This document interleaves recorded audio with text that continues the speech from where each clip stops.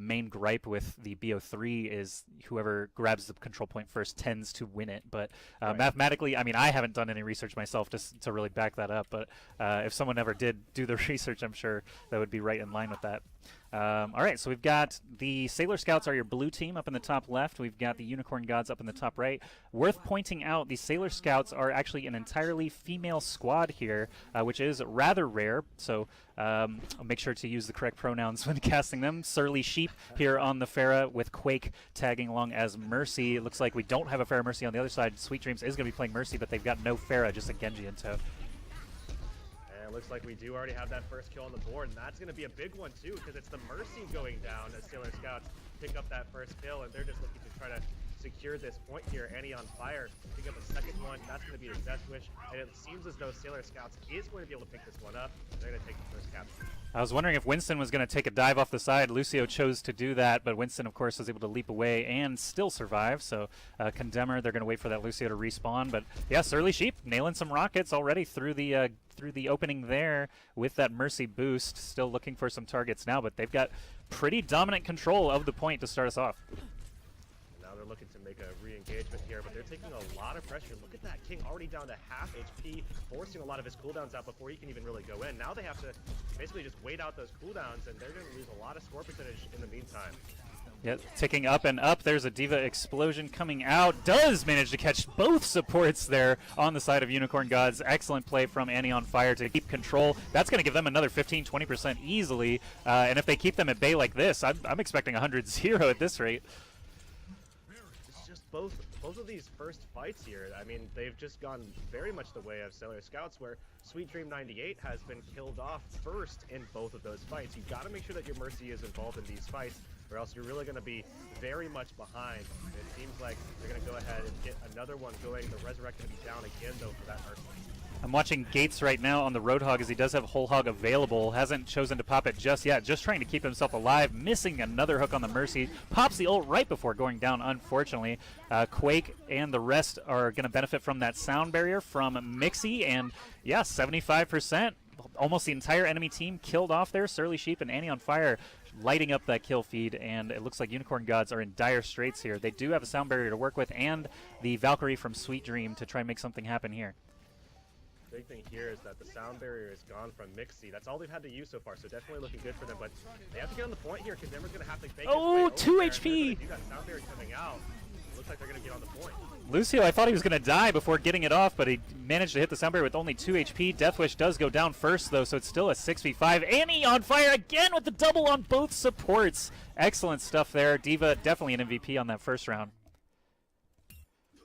Wow, Sailor Scouts with a dominating performance there, and especially coming out of Annie on fire. 2 fights out of the, 4 that they had for the 100-0. Annie on fire taking both of the supports out very early on, giving their team just such a hefty advantage. Annie definitely doing a good job, and you can see how maybe that might be the case of just the gold border fact. You know, having that experience, being at that Grandmaster level, knowing when to utilize that ultimate and where to place it so you just get the most effect out of it. And man, she really has. I didn't check Annie on Fire's profile. Is she actually GM?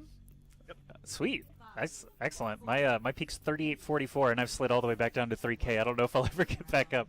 It took a lot of games to do that. But we have, again, Annie on Fire leading the charge here with IDDQT. Trying to take over the well now. We've got Unicorn Gods trying to mix up their composition a little bit. King is off the Winston onto the Reinhardt, so perhaps that barrier will end up helping them out. Deathwish has also swapped over to the Pharah, so they've got a Soldier and Pharah on both sides for their main DPS, and no kills just yet, so still a little bit more cautious perhaps here from Unicorn Gods on this one. A lot of pressure going over to that Pharah in the sky. Annie on Fire with another pick. They have a ton of barrier pressure on the side of Sailor Scouts right now that's really kind of hurting this Reinhardt, and they're going to be able to find that Mercy yet again. Annie on Fire with another one. Look at that. Annie on Fire just lighting him up. 4 deaths on the sides of Unicorn Gods. They're going to have to reset. Deathwish actually is already back near the spawn, so he can just hang around there for his team.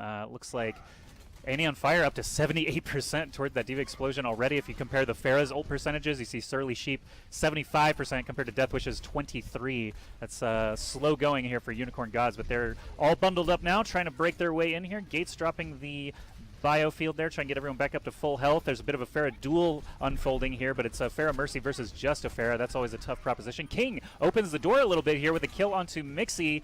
King does go down in the process. Diva Explosion goes out and catches one. Death Wish on Pharah goes down.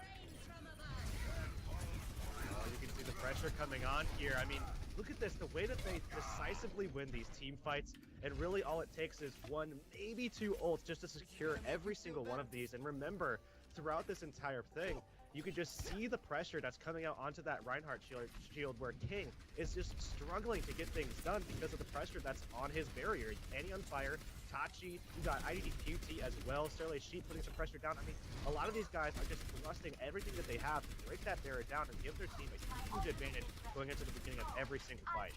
All right, I got a little bit of feedback that I do need to turn you up just a bit. I can tell that as well. I think game audio is louder than I expected it to be, but we'll adjust that right after this round.